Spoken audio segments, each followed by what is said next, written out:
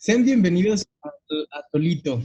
Esta semana, complementando lo que pudieron ver en el capítulo de la fe, tenemos de invitado a Kevin González, Scott, que es pastor, es muy joven, acaba hace unos días de cumplir 25 años y tiene una historia bastante interesante que contar en torno a la fe y justamente de las formas en las que lo hablamos, que no solamente en el espacio religioso, sino que el llamado puede solo llegar y a pesar de que no estuvieras tú directamente tan metido en eso. ¿Cómo estás, Kevin? Hola Mauricio, muy buenos días. Muy bien, gracias a Dios. Me siento muy contento de poder compartir este espacio contigo y con tu comunidad. Y también muy feliz de poder verte después de tanto tiempo que no te he visto. Me es muy grato poder escucharte. Sí, ya nos ha tenido bastante separados la pandemia y la distancia en general. Exacto, exacto. Eh, Pues bueno, no sé por dónde te gustaría empezar, bueno, como diría un gran amigo, ¿qué te parece si empezamos por el principio? me parece bien. Este, no sé si tu mamá en algún tiempo anterior, te platicó cómo estuvo el asunto en que llegamos a la iglesia, mi familia y yo. La familia de mi mamá, desde hace muchas generaciones se ha dedicado a la brujería, a esos asuntos oscuros, por así decirlo. Y hace algunos años los conflictos comenzaron a agravarse al punto de que la situación se complicó demasiado. Y bueno, entre tantos problemas sucedió que mi hermana había sido o la habían querido iniciar en ese camino también. Hay ciertos rituales o ceremonias que se hacen cuando los niños son muy pequeños para iniciarlos en esta profesión, en este oficio. Pero mi hermana, no sé por qué, hubo ahí algo diferente, al punto que cuando cumplió 11 años, no, perdón, cumplió 10 años, los problemas en ella fueron más graves. Empezó a escuchar voces, había una inquietud muy fuerte en su personalidad, no estaba muy a gusto en casa, al punto de que ya no dormíamos en la casa. Mi papá en aquel entonces tenía un taxi y nos la pasábamos en la calle por las noches. Y esto se fue cada vez complicando. Esto si la unamos el asunto de que mi papá era infiel, entonces mi mamá un día le descubrió eso y entre conflictos, pues él la golpeó a ella. Hubo ahí un altercado muy fuerte. Y mi mamá un día llegó golpeada a su trabajo. Ella trabajaba en aquel entonces en una lavandería. Y una persona que llegó en ese momento, creyente, una persona cristiana, pues la ve muy golpeada, muy, muy cansada y le da un versículo de la Biblia.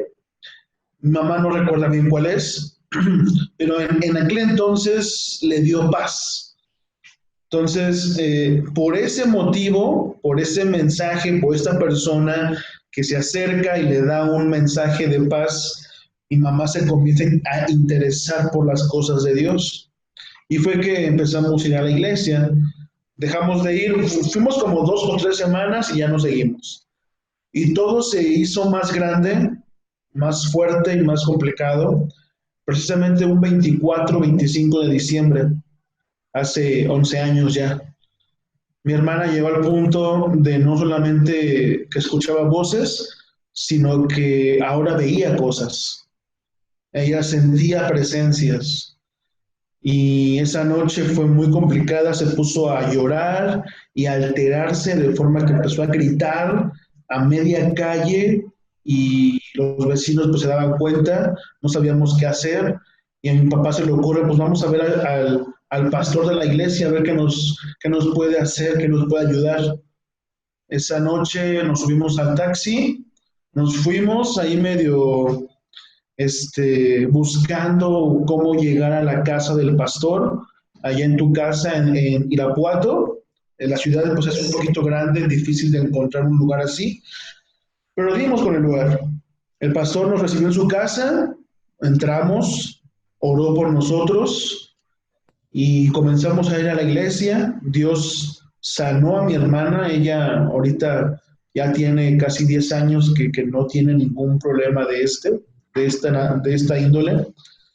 Y yo me empecé a meter en la iglesia, me gustaba mucho el aspecto de la alabanza, de la enseñanza bíblica, muy diferente tal vez en contexto, a donde yo iba al catecismo, no sé, hay muchas diferencias y dije, pues aquí me gusta mucho, me gusta el ambiente, es menos gente, hay más relación, no sé, muchas cosas como que empezaron a hacer factor y me gustó mucho.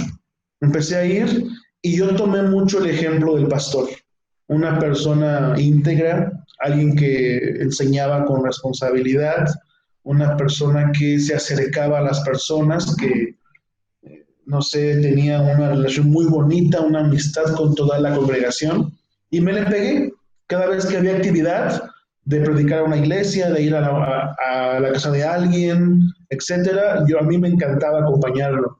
Decían que yo era su hijo incluso porque nos parecemos un poco, él también está muy gordito y yo pues también, entonces ahí como que había una relación muy interesante. Y poco a poco me fui interesando por esa tarea de predicar, de enseñar a la gente, de acercarme a las personas y de poder dar consejo, dar ayuda personal, tal vez emocional, desde un aspecto bíblico, para poder ayudar a la gente a cambiar su forma de vida y así tener un mejor estilo. Entonces, poco a poco me fui interesando. En aquel entonces yo estaba estudiando en la secundaria, yo tenía 13 años, 12 años más o menos, y yo estaba en la secundaria. Fue que empecé a interesarme por las cosas de Dios. Y recuerdo que hubo un pasaje así muy corto, dice la palabra de Dios ahí en Hebreos 11:1. La fe es la constancia de las cosas que se esperan, la comprobación de los hechos que no se ven. El pastor un día predicó sobre esto y sobre el llamado de Dios. Él decía que hay personas en la congregación o en la vida, en la ciudad, en la tierra, llamadas por Dios para hacer tareas específicas. Algunos van y predican donde no hay conocimiento acerca de Dios. Algunos van y predican a comunidades para que se hagan iglesias, pero otros más se quedan en las iglesias para estar predicando constantemente a las generaciones que allí se congregan. Y a mí me llamó mucho la atención el último aspecto. Y yo dije, bueno, Señor, a mí me gustaría servirte como el pastor, pero mi mente era de, me voy, estudio una carrera y de ahí me voy a estudiar al seminario. Bueno, en secundaria estudié automotriz, en preparatoria estudié automotriz, soy técnico en automotriz, y cuando estaba a la mitad de la carrera técnica, nos platican cómo es la ingeniería, y en plática con algunos maestros nos comentaron que es una carrera muy exhaustiva, muy cansada y muy bien ganada. Hay muy buena ganancia en esa carrera. Y hablando con mi pastor me decía, mira Kevin, yo te conozco y creo que el consejo que te voy a dar no te va a gustar, pero esa carrera no te va a dejar trabajar plenamente en lo que tú quieres hacer para Dios. Ese comentario me bajó la sangre y empecé a pensarlo seriamente. Si tengo que decidir por algo que me apasiona, como es el automotriz, y algo que también me apasiona, como es el servir a Dios, creo que me voy a encontrar en un gran conflicto más adelante. Pero yo oraba, me gustaba decir, Señor, pues yo quiero hacer tu voluntad, revélame qué es lo que quieres que haga. No siempre es sencillo, no siempre es sencillo elegir la voluntad de Dios contra lo que uno quiere tal vez. Entonces, bueno, tuve varias experiencias tuve la oportunidad de ir con un grupo de jóvenes a un lugar en la sierra de Querétaro y la sierra de Michoacán.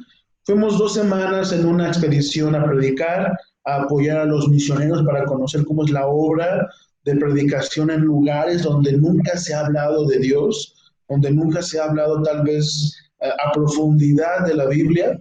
Y en esa actividad fue cuando más fuerte se hizo un llamado de parte de Dios para mí. Fue cuando más fuerte se hizo ese llamado y pude comprobar que realmente Dios estaba hablando a mi vida. Para mí fue muy hermoso conocer personas en la calle, en el campo, y hablarles de un Dios que no conocían, pero que era la respuesta a sus problemas en ese aspecto de que no tenían un sentido tal vez magnífico por el cual estar sirviendo, trabajando tanto. Yo recuerdo que el rey Salomón en el libro de Eclesiastés habla acerca del sentido de la vida, de que todo es vanidad, todo el trabajo debajo del sol es vanidad.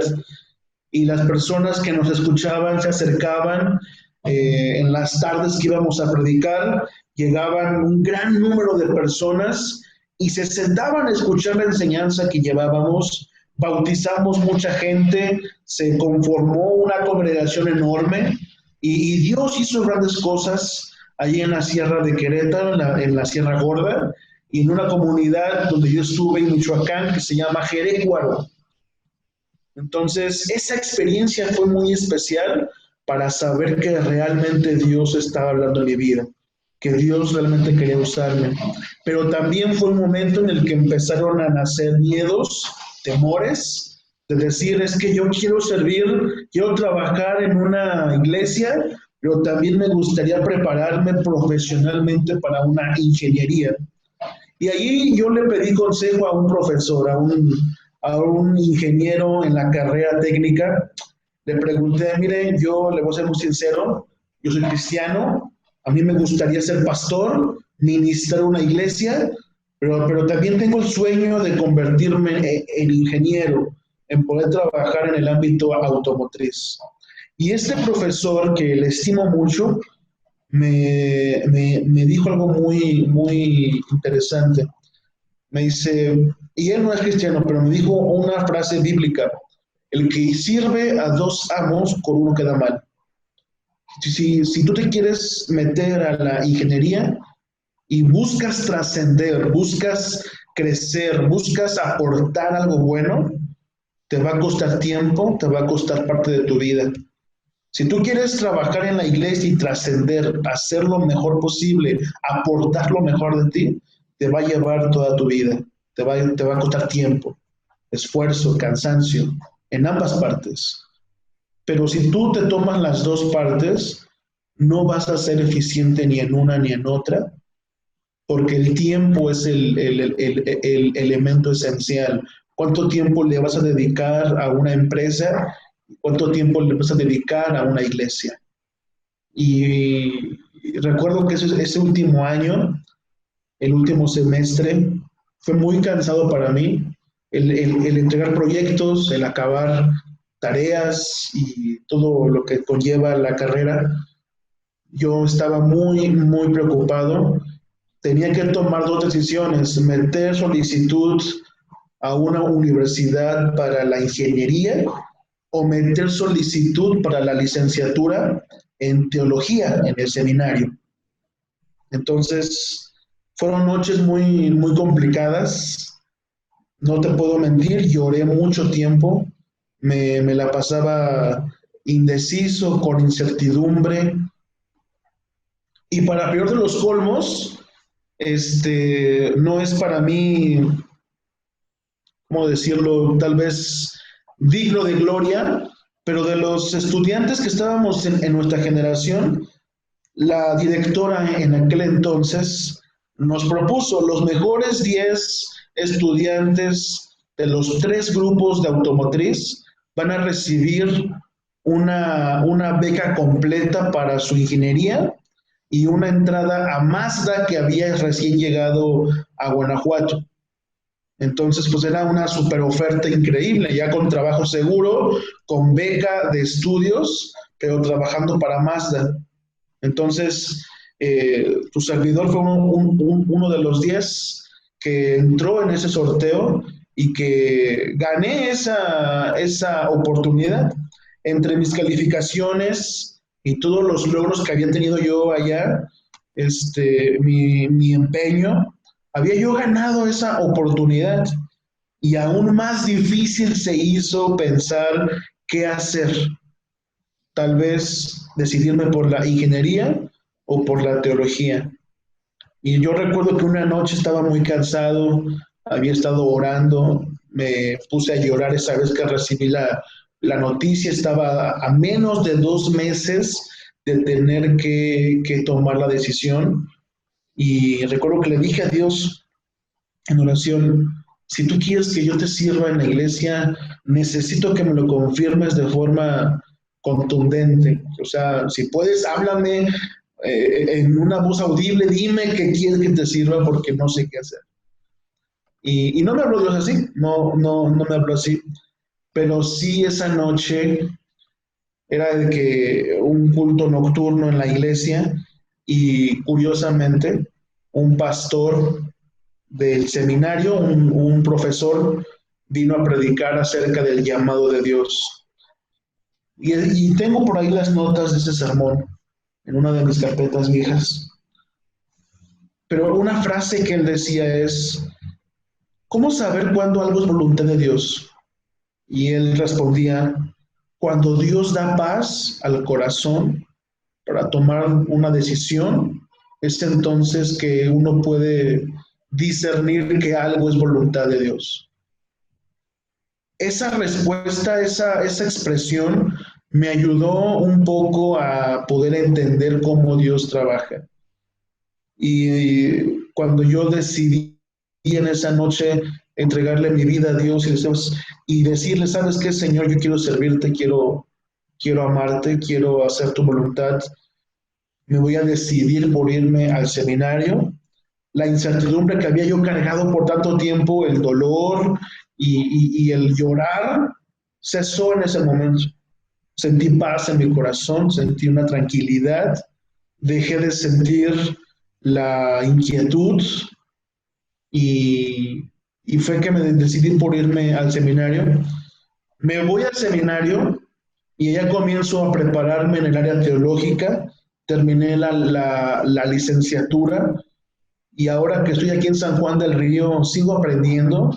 Me gusta mucho convivir con las personas, platicarles acerca de la Biblia, enseñar, interpretar la palabra de Dios, pero sobre todo poder presenciar cuando una persona que viene con un contexto problemático, polémico, con dificultades, Dios cambia a esa persona y le da una nueva vida. Para mí ha sido la experiencia más grande que puedo presenciar en mi existencia.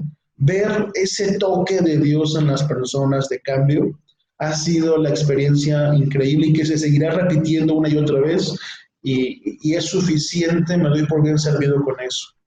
Básicamente, en resumen, esa es la historia de mi llamado. Hay muchas cosas más. Yo también fui iniciado como mi hermana. Eh, Hay una historia por ahí muy curiosa. Cuando yo decido bautizarme ya con los cristianos, se emplea un bautismo para iniciar en la religión.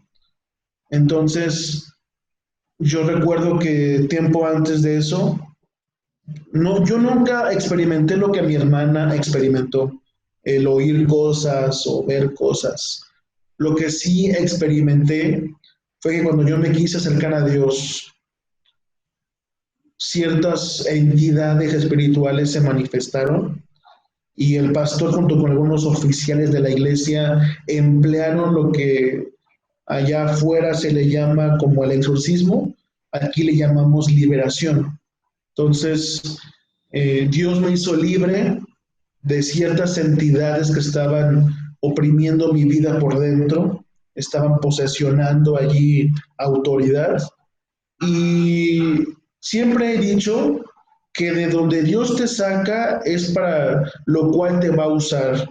Me he encontrado con personas con broncas muy fuertes desde espíritus, de demonios, y Dios me ha usado, me ha dado la oportunidad de ayudar a personas con este tipo de problemas que llevan cargando por mucho tiempo.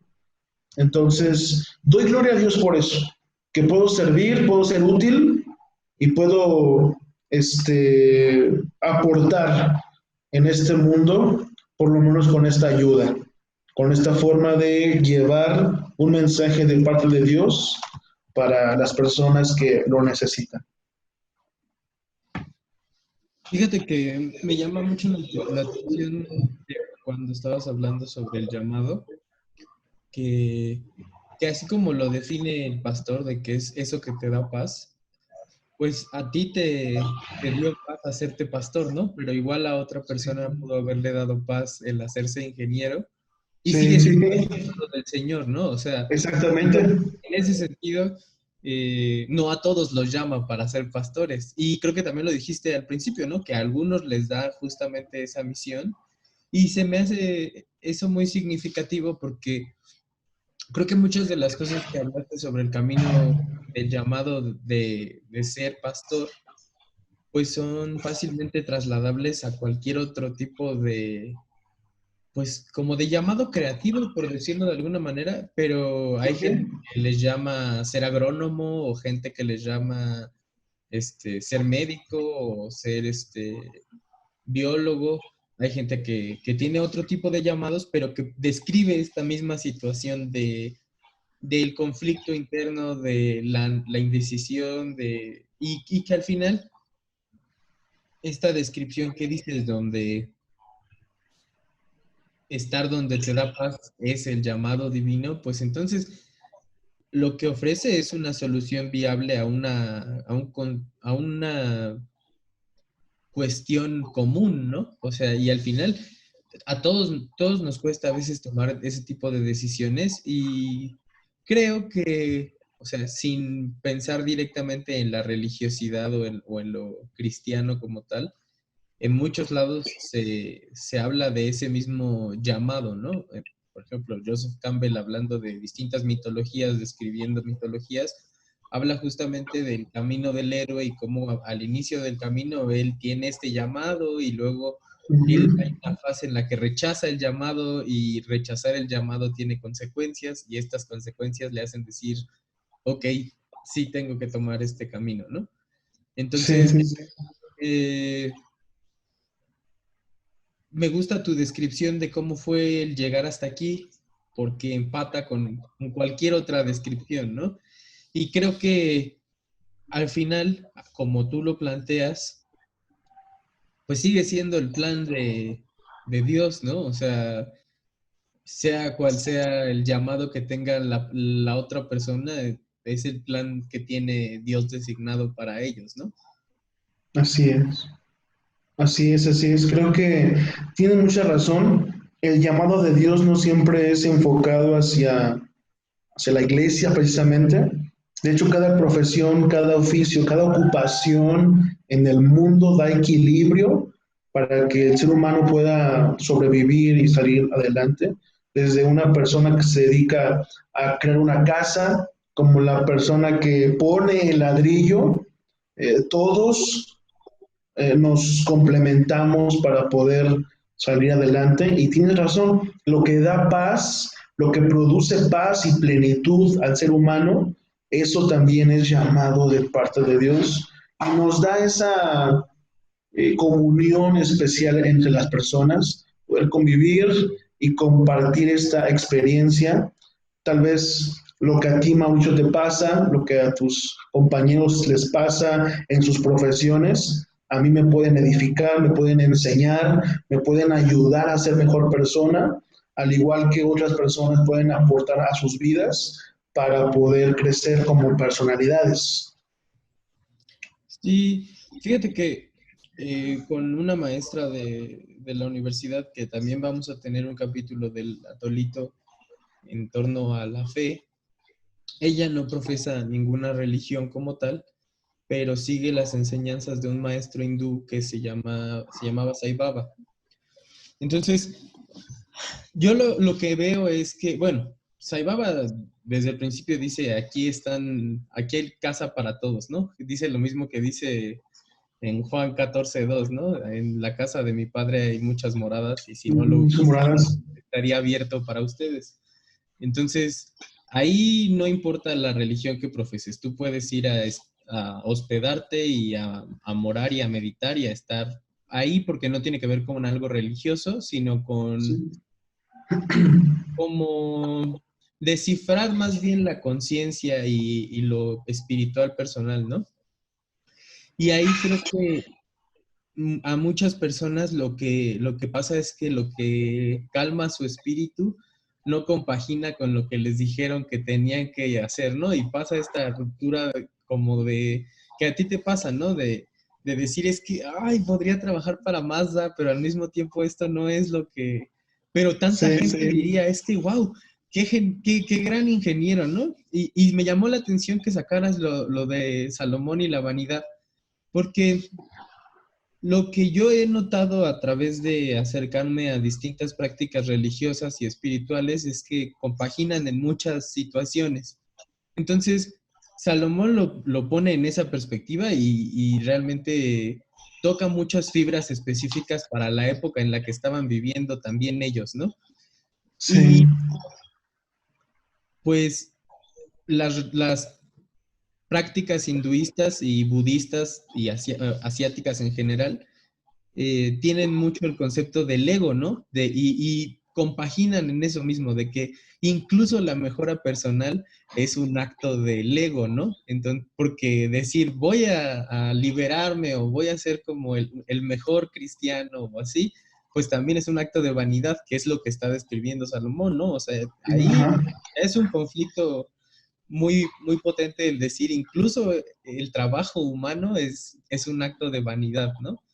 Y que es lo mismo que están describiendo los budistas y están describiendo los hinduistas y están describiendo otras religiones en el sentido de esta ilusión de quién se supone que soy y quién soy en realidad, ¿no?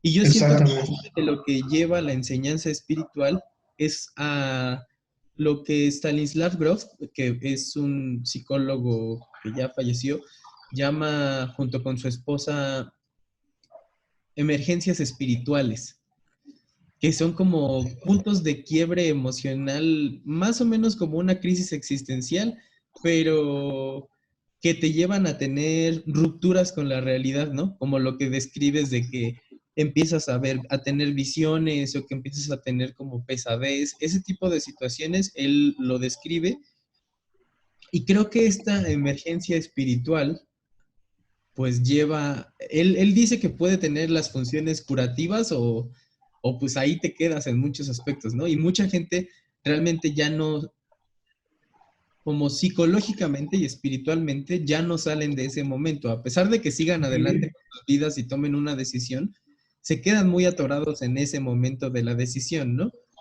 Pero hay gente para la que sí sirve para una construcción de su personalidad y decide pues tomar el camino, ¿no? Sea cual sea el camino, y aprender y reconstruirse a partir de esta crisis existencial, ¿no? Y también me llamó exacto. mucho la atención lo que dijiste de que de repente sentiste paz, ¿no? Como que tenías este conflicto interno, porque Eckhart Tolle, en un libro que se llama El poder de la hora, él empieza, en la introducción del libro, en el primer capítulo, él empieza a decir que él pues había llevado una vida como normal, pero nunca se había sentido bien con quién era, ¿no? Y siempre había estado como insatisfecho y así. Y que de repente un día estaba ya en el hoyo de la depresión y dice que tuvo así una ruptura existencial de decir, hay dos personas dentro de mí y no se aguantan entre sí. Y dice, y darme cuenta de eso, como que cambió toda la situación y me dejó en una ruptura de qué está pasando realmente, ¿no? O sea, qué es lo que en verdad está sucediendo. y dice que pues ya él, pues se quedó dormido y que al día siguiente se sintió con una paz muy profunda, ¿no? O sea, se sintió como dándose cuenta de qué estaba pasando en realidad a su alrededor y no lo que creía que estaba pasando. Y siento que lo que describes es muy similar, ¿sabes? Como que te parecen las historias. Ajá, hay un poco de relación, sí. Así es, hermano, así es. Y creo que lo platiqué en la guajolota, pero no estoy muy seguro. Creo que independientemente de lo que creas, o sea, yo creo que hoy en día incluso ser ateo es un acto de fe. E independientemente de lo que creas, tienes que creer en algo. O sea, de algo te tienes que agarrar en el lado espiritual y de fe, porque es algo que ocupa mucho de nuestra mente. Mucho de nuestra mente está ocupada en el futuro y el futuro es un acto de fe. Entonces, necesitamos descargar eso de alguna manera, ¿no? Y Ujú. creo que las religiones como tal son como descripciones del mismo proceso espiritual que sucede, porque muy independientemente de la realidad o no de la divinidad, describe procesos antropológicos y sociales que sí se llevan a cabo y que cuando, pues eso, ¿no? Creas una comunidad, hay una iniciación, se es parte de esto y tú te das cuenta y te sientes que eres parte de esto, pues obviamente tu configuración personal cambia también, ¿no? Entonces, Exactamente. sea una comunidad de ateos en internet que está todo el día peleándose con cualquier persona, porque con todo el mundo se pelean, o sea una persona muy creyente musulmana, o sea una persona pues indígena que tiene sus propias creencias tradicionales, sigue siendo un acto de fe que necesitamos, ¿no? Y creo que por ahí es por donde se ha metido mucho la religión del capital y la religión de la ciencia como la única respuesta, ¿no? Eso Ok. que te decían tus profesores de que tienes que elegir una o la otra, ¿no? Porque no le puedes cumplir bien a dos amos, ¿no? Y creo que sí, obviamente no le puedes cumplir bien a dos amos, y menos si los dos amos no están cooperando, ¿no? Pero creo que también se puede Exactamente. llegar a hacer que cooperen, ¿no? Presentarlos, Sí. decirles, oye, Dios, te presento a la automotriz, automotriz, te presento a Dios y haces, no sé, una camioneta con la que estás dando seminario, ¿no? O sea, Ándale. a lo que me refiero es que mucho de nuestra educación en el plano del mundo educativo, y eso es algo que ya hemos tocado varias veces en la guajolota, va acorde al capital y a que consumas y a que compres y a que produzcas para el consumo, ¿no? Porque igual, la ingeniería no está ya pensada en el ingenio, está pensada en la producción. Entonces, mucho Exactamente. del trabajo de ingenio se queda relegado por el trabajo de producción. Y ahí, pues la idea que tienes de qué se supone que sería ya no coincide y pasa con todas las carreras. Por lo mismo, porque están centradas en la producción, no en la producción de sentido, ni en la Ujú. producción de seres pensantes, ni nada por el... No, la producción. Eso es lo Exactamente. entonces, ahí, pues ya hay patrones muy religiosos en torno a quién es el nuevo Dios, ¿no? El Dios del dinero y el Dios del mercado, ¿no? La mano invisible que lo mueve todo, pues ya son alusiones como a la divinidad, ¿no? En el plano de lo simbólico. Y yo creo que cuando empiezas a hacer esos juegos en el plano de lo simbólico en la sociedad, pues la sociedad se agarra de ahí, o sea, no es como que sea difícil asirse de algo que parezca tantito a la realidad, ¿no? O sea, es lo más fácil que se parezca y la gente va a llegar alguien que diga, de aquí soy, y el problema es que como está compaginado con la estructura estatal, con la estructura económica, con la estructura educativa, con la estructura hospitalaria, con la estructura carcelaria. Toda la estructura completa está asida de esa nueva religión del capital, pues ahora es como que naces bautizado en ella, ¿no? Y ya no tienes escapatoria, no te puedes salir de Sí. ahí, no puedes darle la vuelta, no porque aparte, a pesar de que elijas un camino espiritual, y creo que mucha gente que ha elegido un camino espiritual es una de las primeras broncas con las que se enfrenta es, ajá, ¿y de qué voy a vivir? Porque Exactamente. al final tú mismo quieres salirte de esa otra religión del capital y salirte de ese pensar con el dinero, porque en el camino espiritual solito te das cuenta del poco sentido que tiene el dinero, ¿no? O sea, creo que todas Exactamente. las religiones llegan a esa conclusión cuando haces ese punto, ¿no? Entonces, tú como sujeto dices, ¿y cómo me salgo? O sea, ¿qué hago, no? ¿Cómo se supone que voy a sobrevivir? Y creo que ahí le pasa como a muchos artistas nos pasa, que te empiezas a dar cuenta de que el trueque no es inválido, de que la gente todavía tiene mucho valor en lo que puedes hacer y en el intercambio de eso que puedes hacer, ¿no? Y que pareciera que ya no, y que es como muy utópico pensar en el trueque y así, pero la verdad hay muchísima gente que está dispuesta a intercambiar tus servicios o tus bienes por otras cosas o por otros servicios. Sí, sí, sí, sí, totalmente de acuerdo. De hecho, estaba, ahorita que lo compartes, salirse del sistema no solamente es complicado, es echarse en conflicto con la gran mayoría de las personas que no solamente quizás estén de acuerdo con el sistema, sino que están atados y que esos mismos atados no nos dejan salir adelante y poder promover un mejor estilo de vida basado no solamente en lo que es en la producción, sino en el ingenio, poder renovar nuestra estructura de forma que las nuevas generaciones tengan la oportunidad de un mejor vivir, de un mejor futuro. Y esto también pasa con la iglesia. Muchas personas que porque por muchos años han estado encajonados bajo un mismo sistema, un mismo estilo de trabajo que solamente se puede llevar a cabo por ese conservadorismo, ese estilo conservador, no permiten a las nuevas generaciones innovar el trabajo que se debe hacer. Incluso la Biblia eso lo condena. El tratar de encajonar a Dios en una sola estructura es lo que pasa con la sociedad. Las personas encajonan un solo estilo cuando el humano es versátil. El ser humano es capaz de crear diferentes estilos de vida, pero también nos gusta a algunos encajonarnos en una sola estructura y es lo que comentas, es muy cierto.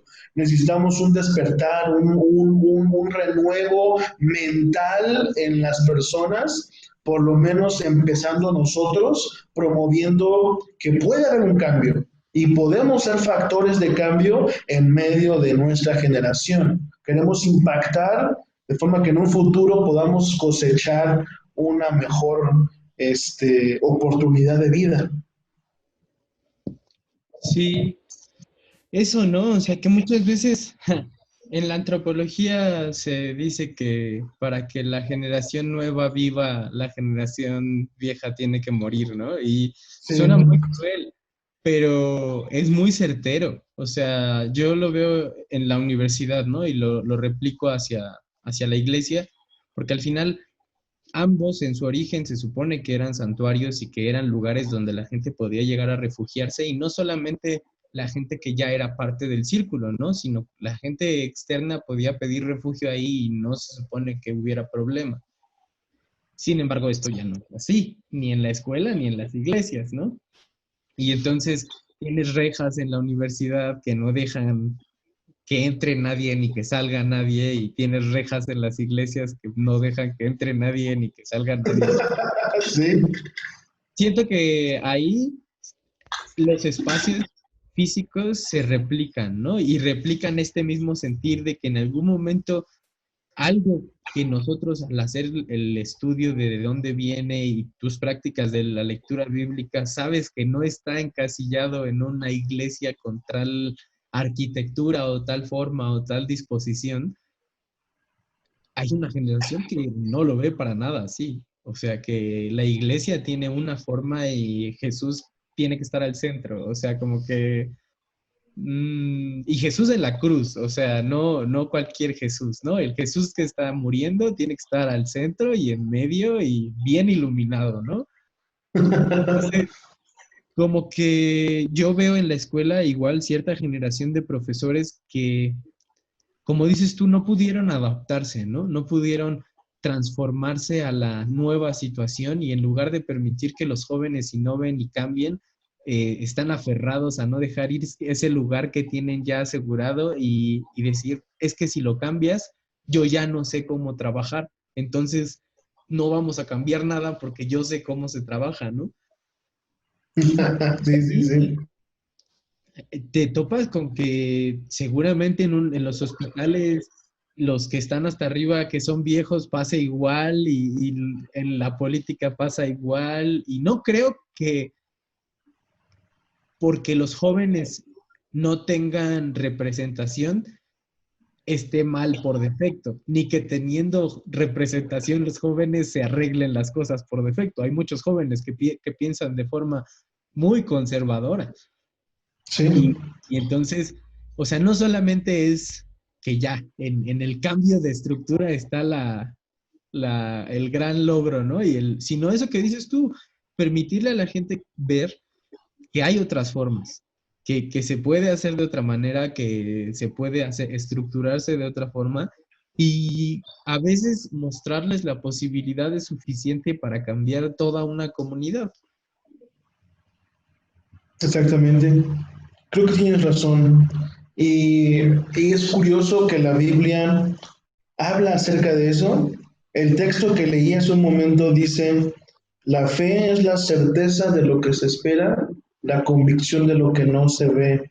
Necesitamos enfocarnos, tanto adultos, jóvenes, niños, todos, podemos tener la oportunidad de enfocarnos en algo que sabemos que puede ayudar, que puede beneficiar, algo que quizás no está presente hoy en nuestro presente, no está allí como tal, pero que lo podemos proyectar para verlo como algo realizado. Entonces, John MacArthur es un teólogo bastante reconocido.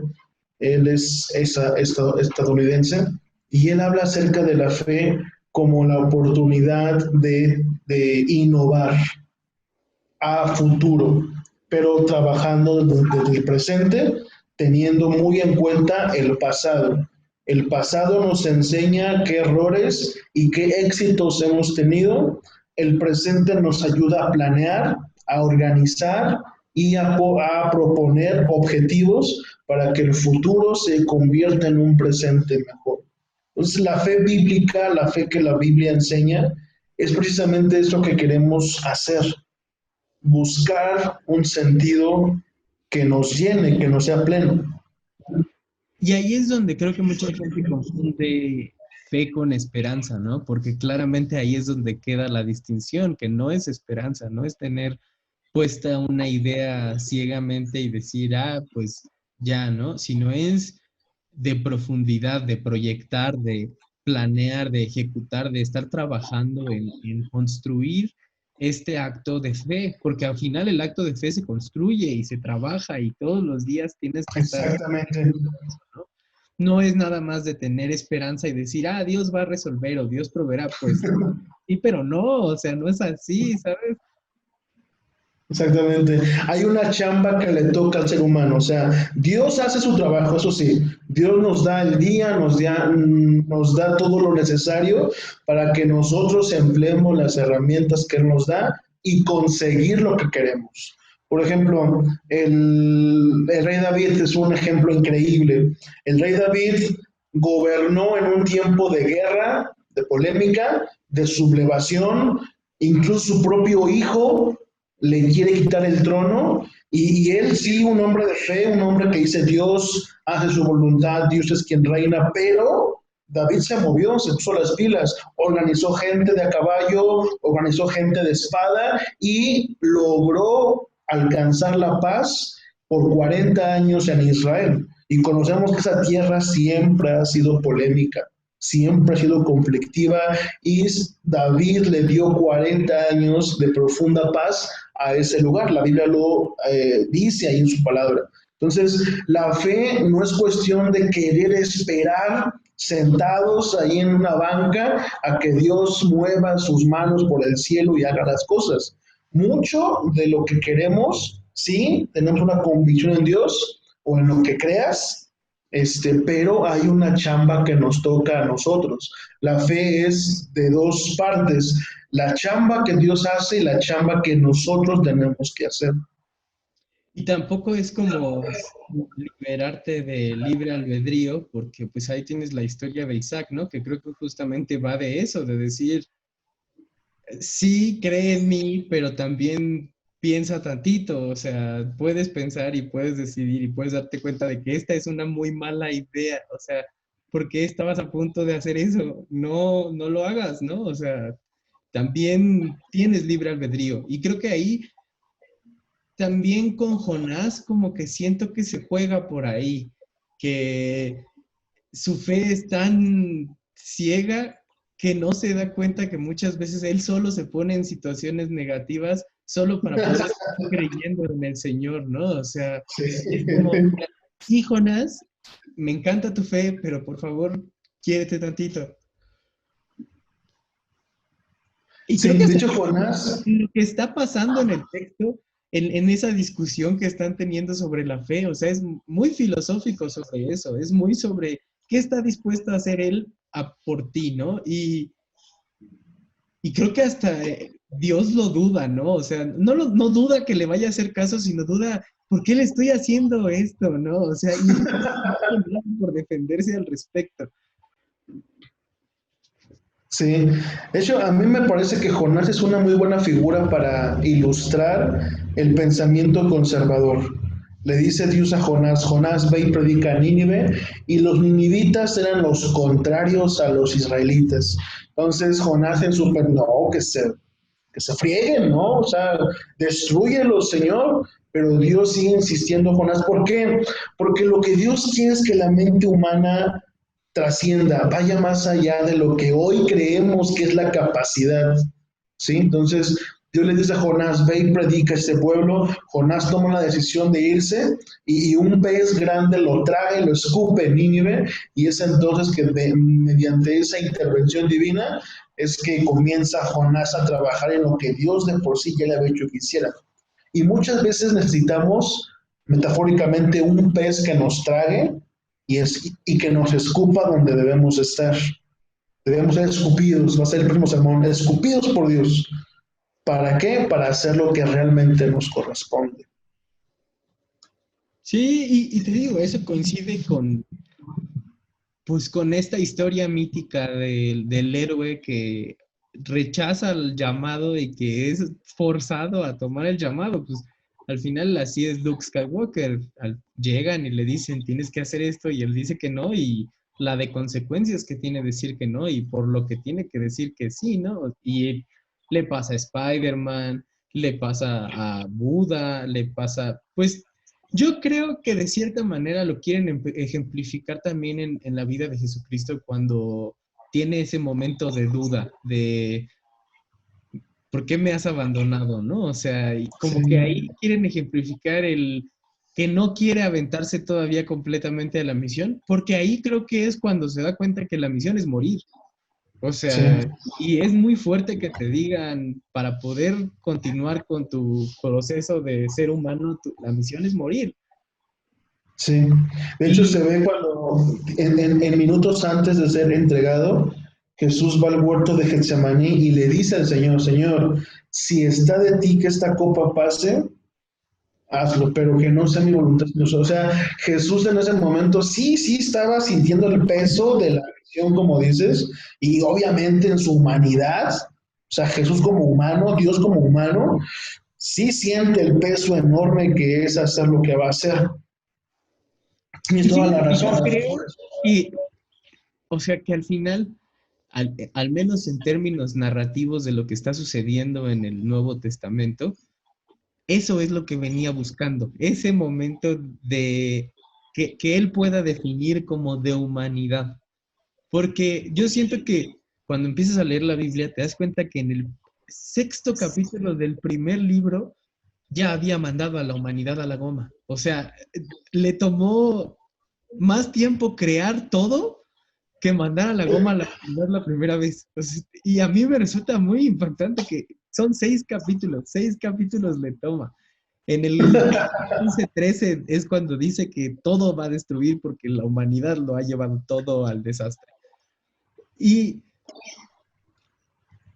o sea, creo que cuando decide hacerse hombre es justamente porque ya otra vez iba a mandar todo a la goma y dijo, a ver, ¿por qué otra vez llegamos a la misma situación? Esto ya había pasado. Voy a bajar, voy a ver qué está pasando y voy a ver, pues, por qué no funciona, ¿no? Esto no me cuadra.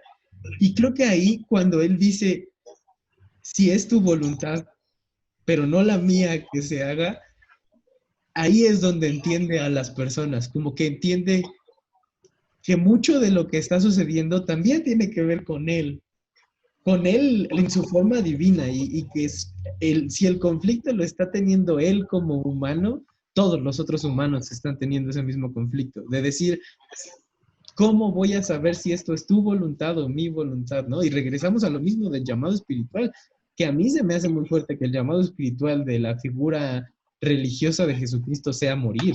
O sea, eso es muy potente. Y darte cuenta, ¿no? Yo creo que para él, para la figura histórica, estar hincado ahí y caer en cuenta de que esa es la misión, o sea, de saber toda tu vida que tienes una misión y trabajar toda tu vida, porque pues lo que se sabe es que el tiempo que no tiene documentación estuvo trabajando en su mejor espíritu. Y darte cuenta de que todo eso estaba ahí solo para que murieras, creo que es lo mismo a lo que llega a todas las personas en el lecho de muerte, ¿no? De decir, ¿para esto era? O sea, ¿esta era la misión, morirme? ¿En verdad? O sea, todo este tiempo esto era lo que tenía que haber, para lo que me tenía que haber entrenado y no para estar aquí. Sí, sí, sí. El gran conflicto de la vida es enfrentarse a la verdad de la muerte. Ujú. Todo lo que tenemos que hacer, las horas de estudio, las horas de trabajo, el cansancio, las enfermedades para que al final mueras, para que al final tu cuerpo se deshaga, se enferme con el tiempo y al final no puedas resistir la misma existencia, es frustrante.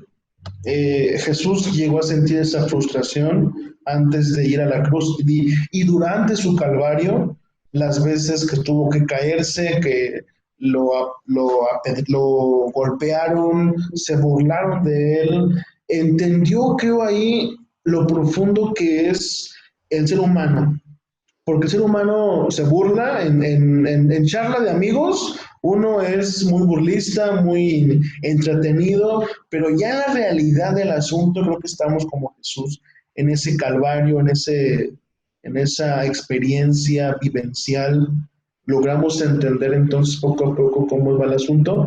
Lo malo es que cuando ya llegamos a viejos o adultos mayores, ya tenemos una mejor conciencia de las cosas. Mientras uno es joven, pues ahí va aprendiendo en el camino y tomando experiencia poco a poco. Pero tienes mucha razón.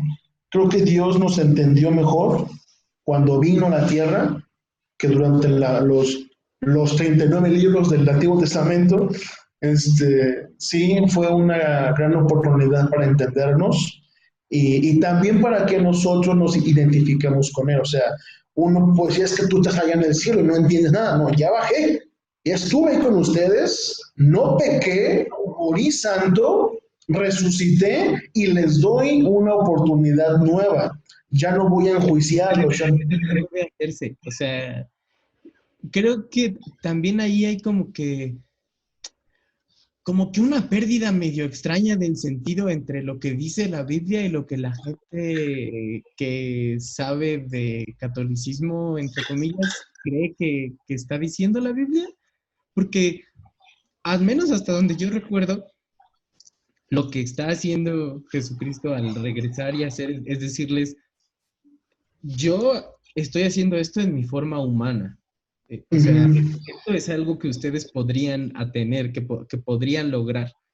y que este proceso que viví es un proceso humano en todos sus sentidos. Entonces, ustedes podrían lograr este mismo punto en el que yo estoy, donde resucité en vida, ¿no? Por decirlo de alguna manera. Sí, Y al final son como sus enseñanzas, ¿no? O sea, si en algún lugar leí que en esos 33 años él aprendió budismo en Nepal, que es como parte de las escrituras apócrifas al respecto de esos 33 años. Y a mí no me hace como, no me genera un choque de sentido, porque la idea del amor puro, de amar al otro sobre todas las cosas y de que ese fuera su mensaje, que fuera un mensaje de amor, es un mensaje muy budista. Es un mensaje muy hinduista en muchos sentidos. Y ahorita que estabas diciendo sobre eso de hacerse hombre, me quedé pensando que Dios no puede morir. Es una de las cosas que, pues, por más que sea omnipotente, justamente el ser omnipotente y que muriera destruiría todo el sentido de la omnipotencia, ¿no? ajá. Y el no poder morir también entra en conflicto con la omnipotencia, pero eso es un conflicto filosófico, teológico muy profundo, ¿no? Sí, sí. Pero no poder morir y el hecho de que cuando se hace hombre, su misión sea morir, pues ya se me hace muy representativo, ¿no? Porque pues sí, entonces la muerte es lo que nos hace más humanos que otra cosa, ¿no? El camino hacia la muerte. Y ahí, pues las perspectivas hinduistas sobre la muerte, de enseñarle a los niños desde temprano qué es la muerte, qué es lo único que tenemos certero, y no como un lugar de miedo. Y ahí yo creo que la religión católica y la ficción católica sí han tenido un peso muy grande sobre la gente, sobre el infierno y el cielo y tus decisiones en la tierra y sus implicaciones en el después, cuando yo siento que la palabra de Cristo es que el después es lograr reencarnar aquí mismo liberado del cuerpo, lo cual ya es algo mucho más mítico, profundo que ir a un infierno o a un cielo, Ok. lo vuelve algo muy estatal y muy religioso, muy de policía. Y en realidad yo siento que en profundidad, cuando te pones a ver de qué está hablando él, no está hablando de vigilancia, ni de castigo, ni nada, ¿no? O sea, yo incluso veo que las leyes no se las dieron a él, se las dieron a Moisés. Y cuando llegó aquí, él dijo, yo nada más tengo una ley y es ama a tu prójimo. Y esa es la nueva ley, ama a tu prójimo. Y yo estoy en todas las cosas y estoy en todos los lugares y no es aquí donde están los mercaderes mi lugar, ni es, o sea, como que dejó ciertos puntos muy claros y que yo siento que igual también la gente que se dedicó a compilar su paso y a documentar su paso por la tierra pudo haber contado muchas historias, pero se contaron las que se tenían que contar y se eligieron las que se tenían que elegir. Entonces ahí, pues hay una historia que se está contando completa de su paso por la tierra. O sea, es de cierta manera la novela más larga dentro de la Biblia, en el Sí. cómo está escrita. Y pasan muchas cosas. Y aún así, hay muchas cosas que se repiten de que te lo tiene que contar tal y cual y cual. Y es tan impactante para ellos que lo cuentan de forma distinta. Y no lo viven igual, a pesar de que estén compartiendo la misma situación y aprenden cosas diferentes. Y yo creo que justamente el hecho de incluir versiones distintas es algo que hoy en día, al menos desde la perspectiva que yo trabajo, que es como el pensamiento complejo, es algo que se ha ido teniendo que adoptar. El darnos cuenta de que todo suceso tiene múltiples visiones y que hasta que Ujú. dices en ver qué estaba sucediendo a partir de las visiones de los demás y el sentir de los demás, pues en realidad no vas a poder experimentar de nuevo qué pasó, ¿no? Ni vas a poder tener un juicio certero. Porque creo que por ejemplo, el suceso de la barca, un suceso como icónico e importante de caminar sobre el agua, ¿no? Pero, o sea, el otro día me estaba cuestionando muy seriamente, y si en verdad lo único que necesitas es estar seguro que no te vas a hundir, o sea, suena a un pensamiento mágico, chamánico y hasta infantil, ¿no? Pero sí, O sea, y si en verdad lo que él te estaba diciendo era literal y lo único que tienes que hacer es confiar en que no te vas a hundir y ya, que vas a poder caminar. De hecho, la fe es muy curiosa en eso que estás comentando, porque hace un rato comentaste algo acerca de que nosotros podemos hacer lo que él hacía. Él siendo humano puede hacer muchas cosas, pero es que hay una parte en la Biblia, cuando Jesús está en los evangelios, que les dice, si ustedes tuvieran fe como el de una semilla de mostaza, que es muy pequeña, le podrían decir a ese monte, ve y échate para allá. Ahora, la fe es una cuestión increíble, poco experimentada, porque no hay convicción convincente. Por ejemplo, te doy dos ejemplos rápidamente. Pablo, el apóstol Pablo, en una ocasión estaba predicando él en una noche, ya llevaba varias horas predicando, y un guante se le duerme del tercer piso y se cae, se mata, se cae del tercer piso, se mata, y va Jesús, perdón, va Pablo, un hombre, un ser humano como tú y como yo, va Pablo y con fe le dice, levántate, y lo resucita. O sea, el ser humano, si realmente mantiene una fe y cultiva una fe en disciplina, en convicción en Dios y comienza a cosechar toda una disciplina, pudiera efectuar cosas que Jesús mismo dijo en una ocasión. Y va el segundo ejemplo. Jesús dice en una ocasión, mayores cosas que estas ustedes harían en lugar de mí. Y es que Pedro una ocasión iba caminando y dice la Biblia ahí que cuando Pedro caminaba en una ocasión, a su sombra le ponían una pila de enfermos. Y cuando Pedro caminaba por ahí, con que la sombra tocara a uno de ellos, podían sanar. Tú y yo tenemos la capacidad, solamente nos hace falta tener una fe Doctores certera. pueden hacer esto.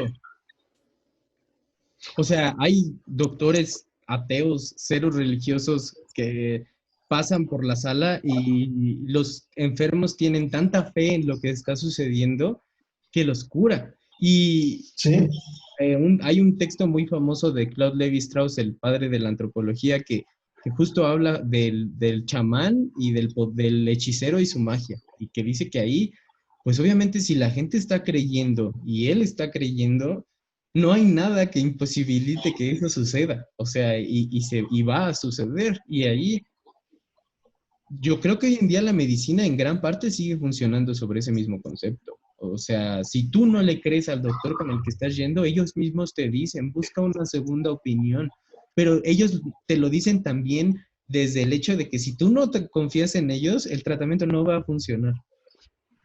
Y no es de que no vaya a funcionar porque la medicina no sirva, o sea, no, las medicinas hacen su parte, claro que sí, pero tu confianza en el tratamiento afecta fisiológicamente a tu cuerpo. Y si tú no confías en el tratamiento, sea cual sea el tratamiento, no vas a salir adelante. Y si tú confías en el tratamiento, sea cual sea el tratamiento, muchas veces, pues, o sea, ¿cuánta gente se ha curado de cáncer? Pues por mera acción de fe. O sea, y no es para decir, dejen sus tratamientos. No, o sea, eso No, tampoco es el punto. claro, claro. Es que si tú no le crees al doctor y no le crees tampoco a la religión, de algo te tienes que hacer, porque si no, y ya estás en el hoyo, ¿cómo vas a salir de ahí? O sea, ¿de dónde te mueves, no? O sea, yo no estoy diciendo que se hagan cristianos, que se hagan judíos, que se hagan católicos, nada, ni que se hagan hindús, menos, o sea, nada al respecto, ¿no? Simplemente creo que sí es fundamental y nos lo han quitado y nos han despojado de eso el creer en algo porque nos lo han institucionalizado y creemos en el dinero, creemos en la política, creemos en el gobierno, creemos en la familia y todas esas cosas no necesariamente deberían ir por lo espiritual porque están yendo por el gobierno. Entonces se vuelve algo bien religioso y ya la espiritualidad nadie la toca, ¿no? O sea, incluso hasta en pláticas que tienes con gente que es muy religiosa, a veces no puedes tocar temas de espiritualidad, no puedes hablar de que las visiones puede que estén compartidas, porque ya se cierra totalmente la comunicación a decir, es que yo creo en esto. Y está bien, o sea, yo creo que está bien que creas en eso, pero que yo crea algo no significa que estemos hablando de cosas diferentes. Y entonces ahí Exactamente. yo creo que se pierde mucho el punto, porque el punto en realidad sería el trabajo espiritual. Y yo creo que como la gente decide trabajar espiritualmente es su rollo, ¿no? Pero que sí debe realmente. Exactamente. A mí me encantaría tenerte para otro episodio y si la gente está de acuerdo, estoy totalmente dispuesto a que hagamos la segunda parte de esta entrevista porque sé que Va. tienes que compartirnos al respecto, pero ya está algo larga esta y Sí, lo sí, mejor sí. sería despedirla. Excelente, Mauricio. Pues si la gente está de acuerdo, si les gusta el tema y si están interesados, podemos ponernos de acuerdo para una segunda sesión y bueno, pues ahora sí que poder hablar, filosofar y reflexionar para poder tener un mejor estilo de vida. Sí, muchas gracias, que estés muy bien. Un abrazo, mi amigo. Espero pronto verte. Salúdame a tu esposa, a tu hija y les amo demasiado. Mm.